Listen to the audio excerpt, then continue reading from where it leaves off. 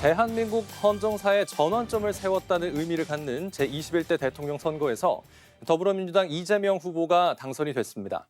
이제 헌정 질서를 바로 세우고 또 분열된 사회를 통합하며 또 침체된 경제를 회복하라는 국민의 명령에 이재명 대통령이 화답할 차례인데요. 이번 대선이 국민 모두의 삶을 변화시키는 좋은 계기가 되길 기대하면서 먼저 지난주 주요 뉴스부터 만나보겠습니다.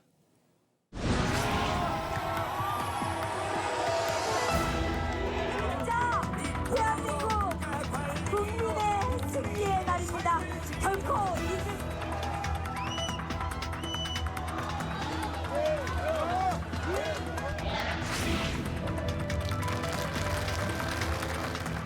모두의 대통령이 되겠습니다.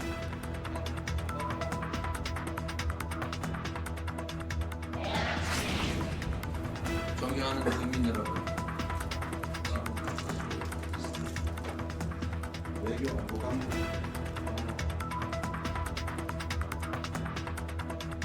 타결되었음을 선포합니다.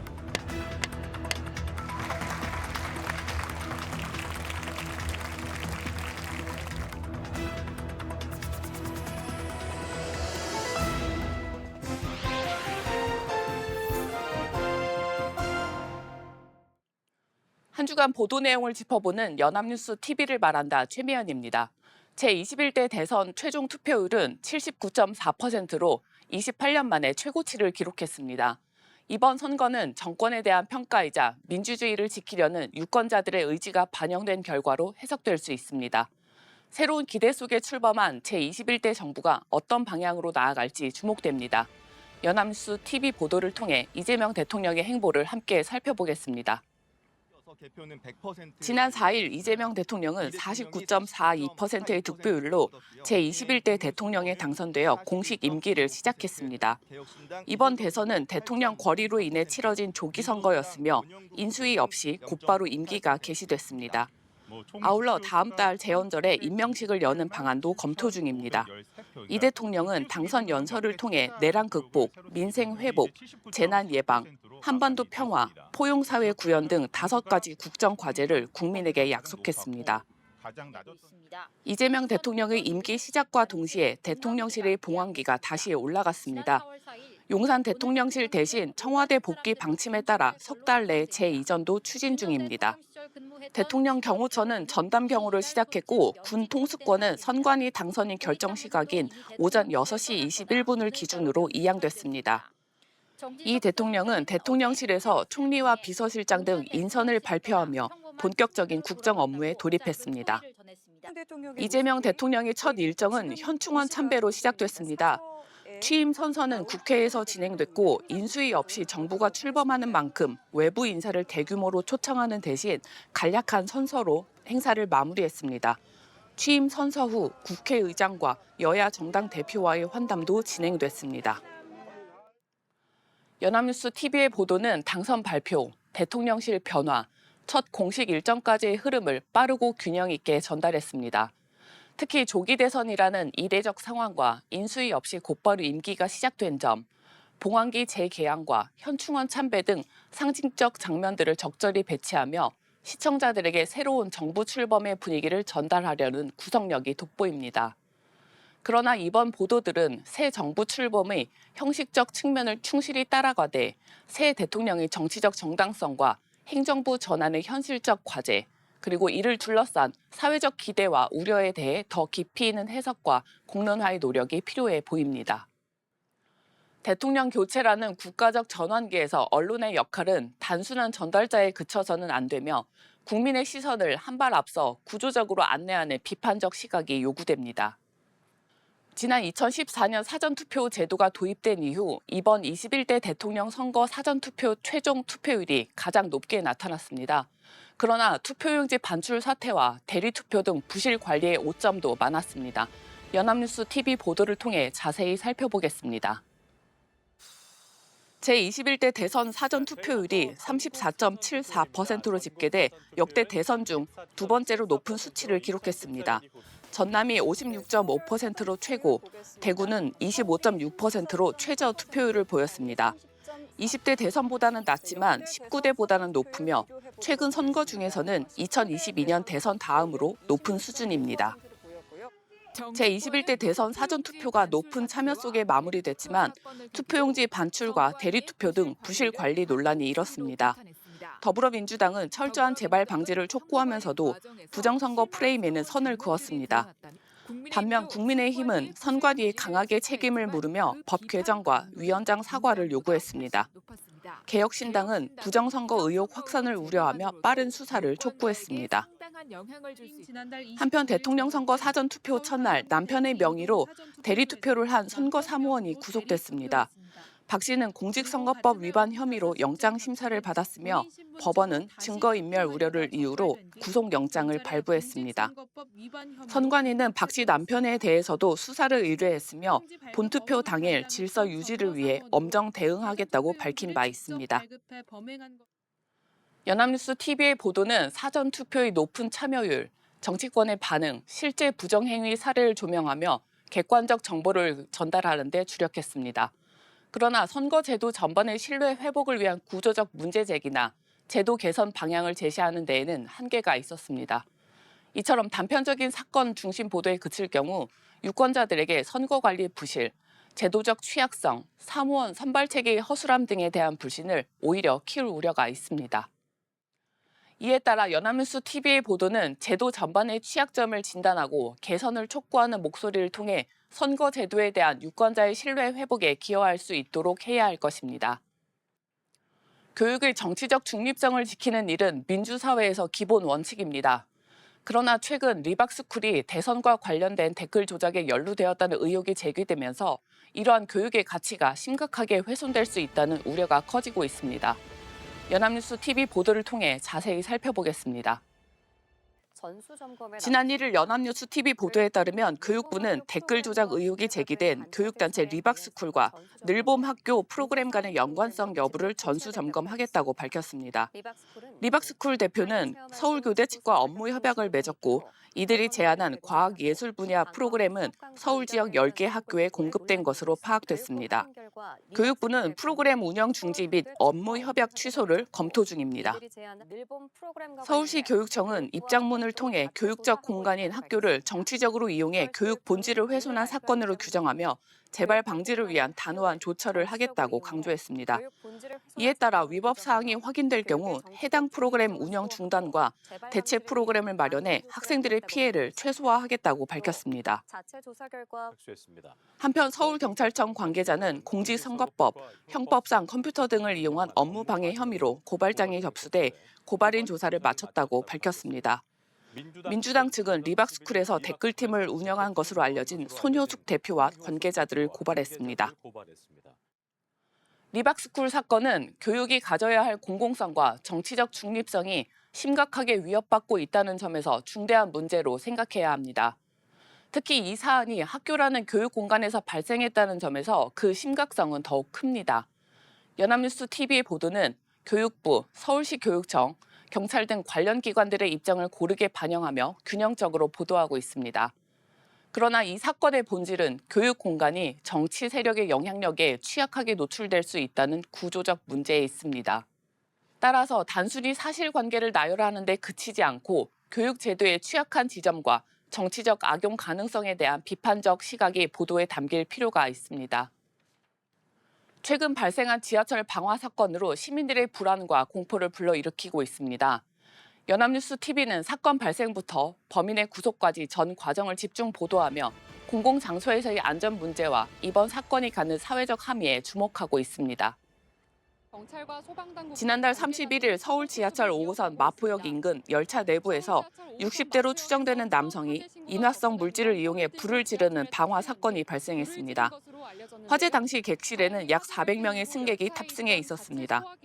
승객들은 터널을 통해 신속히 대피했고 다행히 사망자 없이 21명이 경상을 입었습니다. 용의자는 사건 발생 약 1시간 뒤 여의나루역에서 경찰에 긴급 체포됐으며 영등포 경찰서로 이송돼 범행 동기와 경위에 대한 조사가 진행 중입니다. 방화범 원 씨에 대한 조사 결과 그는 이혼 소송 결과에 불만을 품고 이를 공론화하려 범행을 저질렀다고 밝혔습니다. 법원은 공공의 안전을 위협한 중대한 범죄이며 재범 우려가 있다며 구속영장을 발부했습니다. 경찰은 원 씨의 정확한 범행 동기를 조사 중이며 심리 분석을 통해 이상 동기 범죄 여부도 검토할 예정입니다. 이번 방화 사건은 공공안전과 공동체 신뢰를 정면으로 위협한 중대한 범죄로 인식되어야 합니다. 특히 열차라는 공공공간에서 불특정 다수를 대상으로 한 방화는 이전의 대구 지하철 참사와 같은 가슴 아픈 사건을 떠올리게 합니다. 연합뉴스 TV는 사건 발생부터 용의자 체포, 법원의 구속 결정까지의 과정을 신속하고 일관되게 보도했습니다. 경찰, 법원, 소방당국의 입장을 균형 있게 전달하며 보도의 기본적 책무도 충실히 이행했습니다. 다만 단순한 경위 설명을 넘어 시민 안전 확보를 위한 보안 시스템 강화, 열차 내 위급 상황 대응 매뉴얼의 실효성, 대응 인력의 훈련 체계 등에 대한 비판과 대안이 제시됐다면 더 깊이 있는 보도가 되었을 것입니다.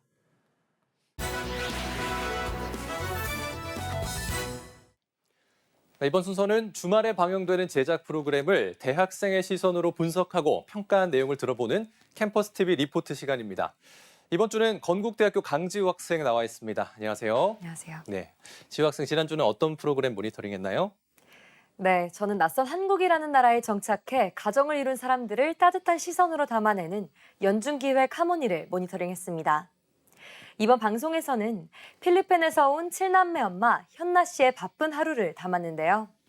자세한 모니터링 내용 지금부터 함께 보시죠.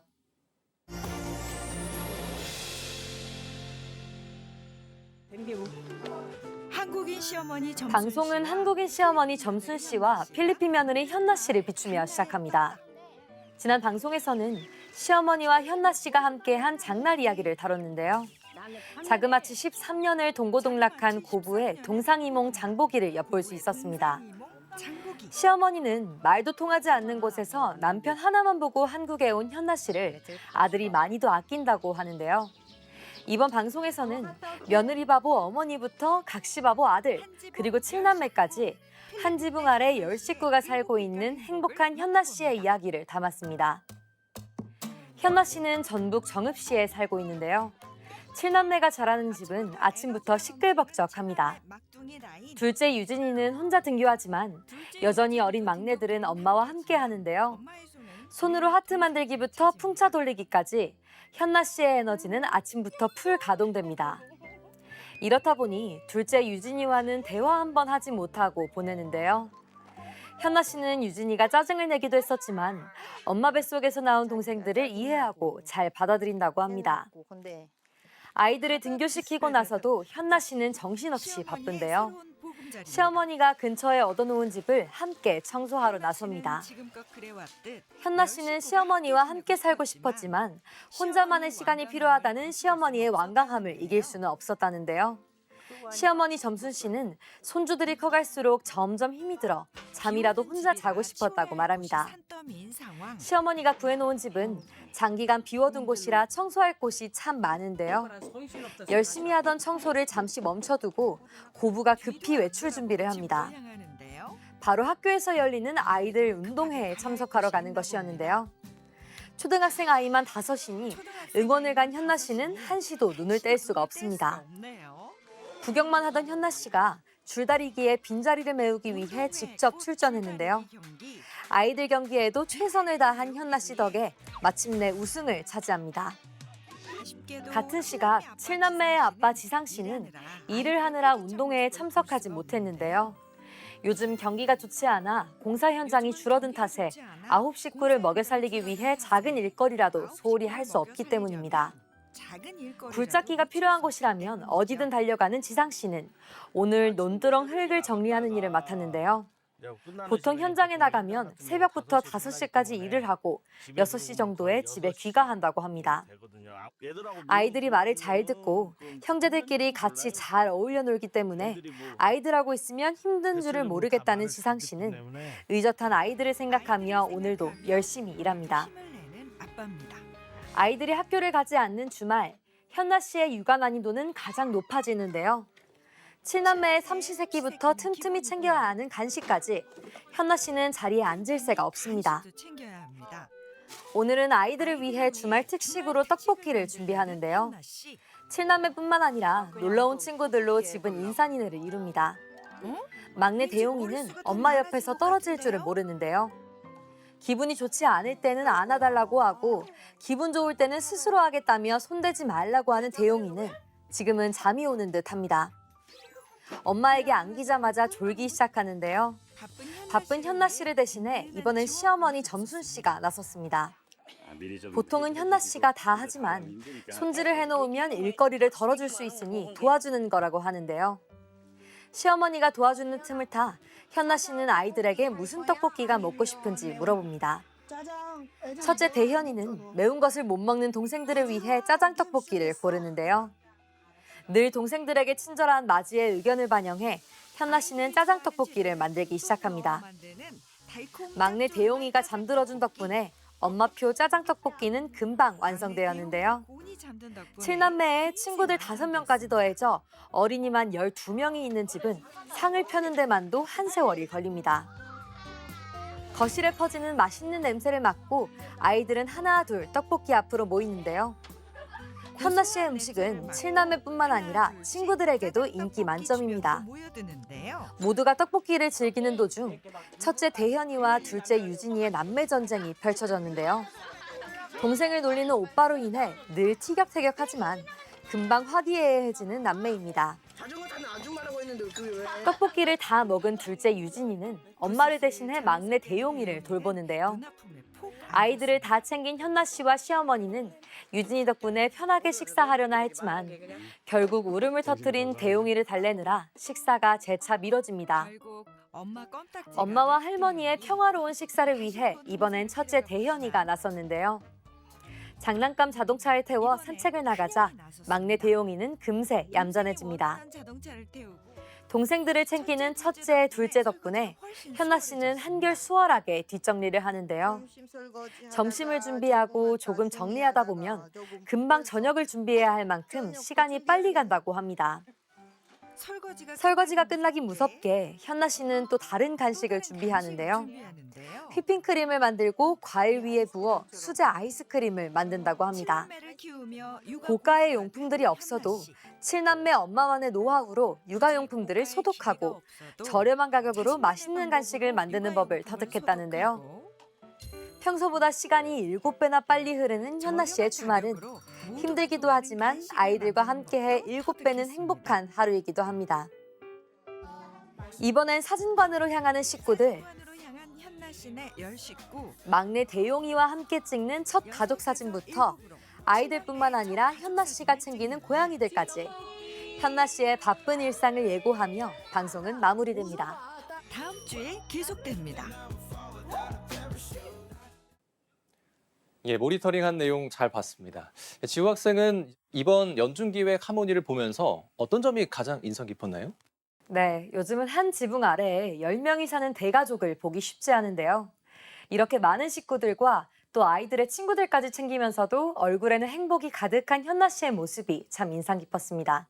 방송에서 담아낸 현나 씨의 가족은 10식구를 넘어 다른 아이들까지 모두가 즐겁고 행복해 보였는데요. 많은 식구들과 어울려 사는 만큼 서로를 배려하고 늘 고마워하는 마음을 갖는 것이 이 가족의 행복 비결인 것 같다고 느꼈습니다.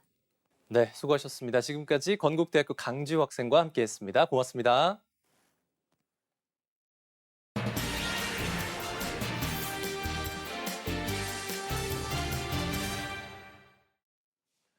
제21대 대통령 선거의 최종 투표율이 79.4%로 집계됐습니다.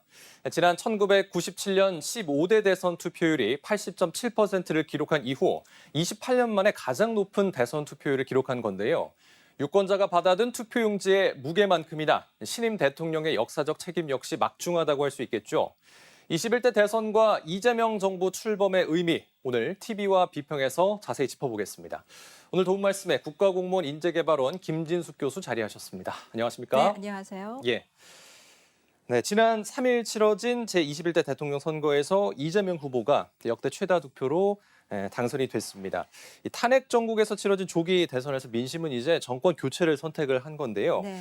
이번 선거의 정치적 의미에 대해서 언론에서는 어떻게 분석하고 있습니까? 네, 내란 사태를 종식시키고 또 경제 위기를 극복하자는 국민들의 열망이 결국은 정권 교체를 선택했습니다. 예. 이재명 대통령은 지난 20대 대선에서 윤석열 전 대통령에게 0.73%포인트 차이로 패했지만 이번 조기 대선에서는 득표율 49.42%를 기록하며 역대 최다 득표수로 당선이 됐습니다. 다만 득표율이 과반에는 미치지 못하면서 최다 득표율 기록은 달성하지 못했습니다.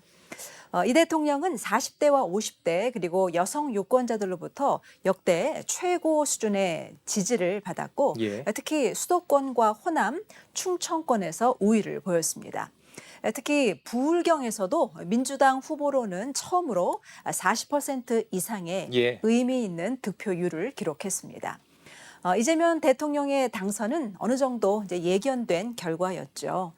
거의 모든 여론조사에서 지지율 1위를 놓치지 않았던 이재명 대통령은 국민의힘 김문수 후보를 8.27%포인트 차이로 여유롭게 따돌리면서 당선됐지만 동서로 갈린 대한민국의 정치 지형은 고스란히 드러났습니다. 보수 지지세가 강한 이제 영남권과 강원에서 막판에 보수 세력의 결집으로 김문수 후보가 더 높은 득표율을 기록했습니다. 예. 언론에서는 이번 선거 결과의 의미와 또 주목할 만한 지점들을 이제 분석했는데요. 우선 투표율에 주목했습니다. 이번 21대 대선의 최종 투표율은 79.4%로 80%를 넘기지는 못했지만 지난 대선보다는 2.3%포인트 더 높았고 또 15대 대선 이후 28년 만에 가장 높은 투표율을 보였습니다. 이번 대선은 이제 대통령 탄핵으로 인한 보궐선거이기 때문에 본투표 시간이 오후 8시까지 연장됐는데 투표 마감을 1시간 앞두고 지난 대선 투표율을 넘어선 것이죠. 예. 선거 막판까지 각 진영이 충돌하는 이슈가 불거지면서 유권자들의 관심을 끌어올려서 투표장으로 이끌었다는 분석입니다. 예. 이 주요 외신도 한국의 대통령 선거 결과를 긴급 타전을 했습니다. 이재명 대통령의 삶과 정치 역사 또 앞으로 향후의 외교 과제 등을 집중 조명을 했는데요. 국제사회 반응과 외신 보도 전해주시죠. 네, 주요 외신들은 이제 선거 결과가 이제 거의 드러나면서 이재명 대통령에 대해서 혼란을 딛고 돌아온 야권 지도자, 또 민주주의 회복을 약속한 대통령이라고 전했습니다. 예. 그러면서 이 대통령이 국내 정치의 갈등을 어떻게 봉합하고 또 미중 갈등과 통상 압박 속에서 국익을 지키면서 실용적인 외교를 전개할 수 있을지에 주목했습니다. 예. 특히 트럼프 대통령과의 관세 협상이 초기에 국정 운영의 시험대가 될 것이라고 전망했습니다. 우선 미국의 반응을 좀 살펴보면 백악관은 이번 선거를 자유롭고 공정한 선거로 평가하면서 루비오 국무장관을 통해서 한미동맹의 굳건함을 재확인했습니다. 하지만 또 뜬금없이 중국이 전 세계 민주주의에 간섭하고 영향을 미치려는 것을 우려하고 반대한다는 메시지를 보내기도 했는데요. 예. 이에 대해서 이제 로이터 통신은 이례적인 백악관의 입장을 보도하면서 그 배경에 미국의 극우 인사들이 영향을 미치고 있는 게 아니냐는 시각을 제시했습니다. 예. 또 월스트리트 저널은 이 대통령이 미국과의 동맹을 강화하면서도 중국과 러시아와의 관계에 대해서도 균형 외교를 강조한 바를 이제 소개하면서 예. 트럼프 대통령의 대중 압박 정책과의 충돌 가능성을 언급하기도 했습니다. 파이낸셜 타임스는 진보 성향의 대통령이 당선되면서 한국 정치에 오랜만에 안정을 가져올 것이고 또 최근 수십 년 사이에 가장 강력한 권한을 가진 대통령이 탄생했다라고 전했습니다.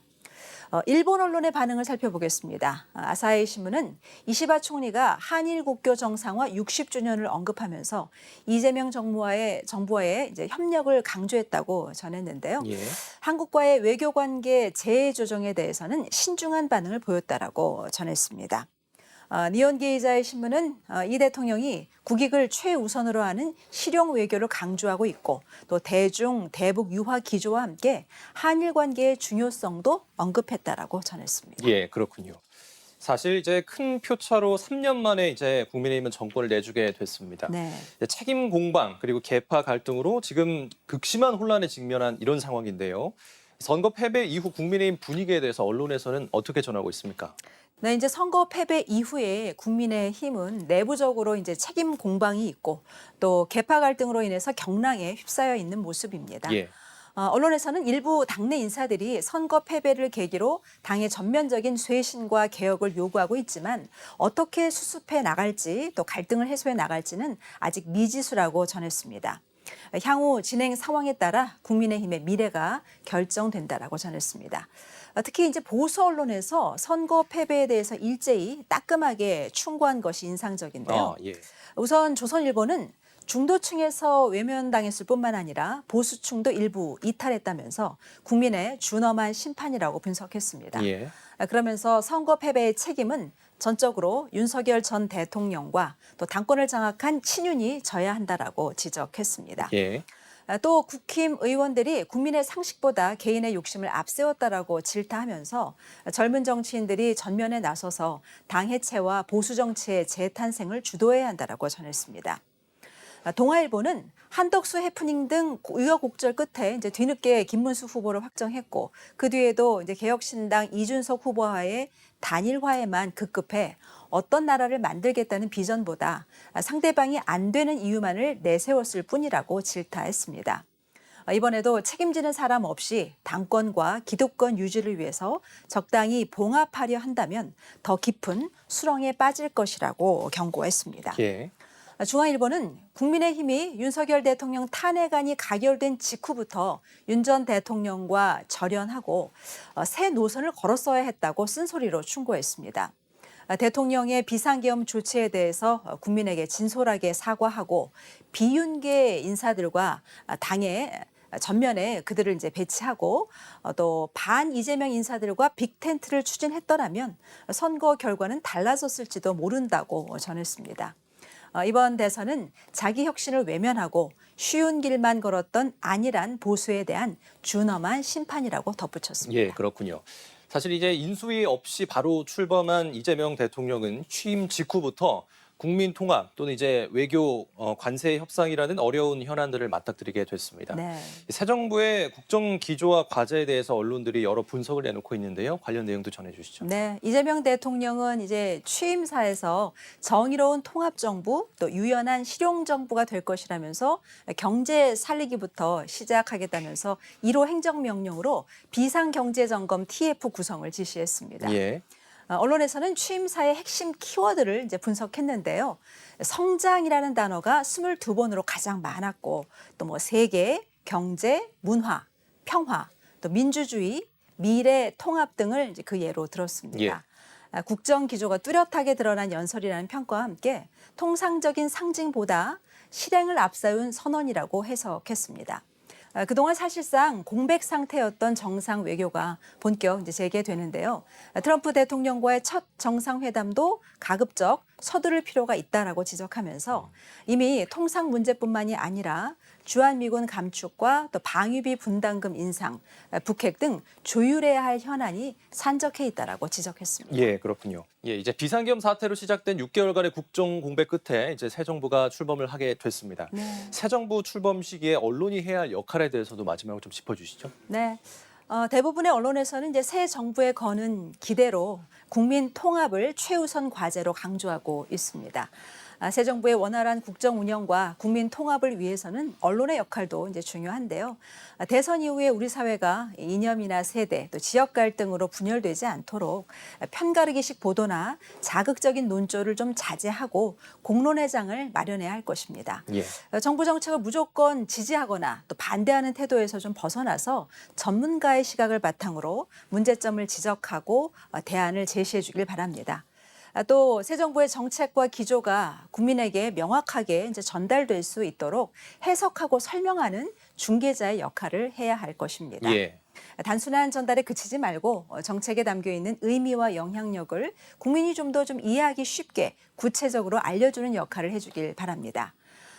경제와 안보, 외교 등 어려운 문제들이 산적해 있는 현 상황에서 정책의 효과와 또 현실성을 분석해주는 그런 친절한 언론이 되기를 바라고요.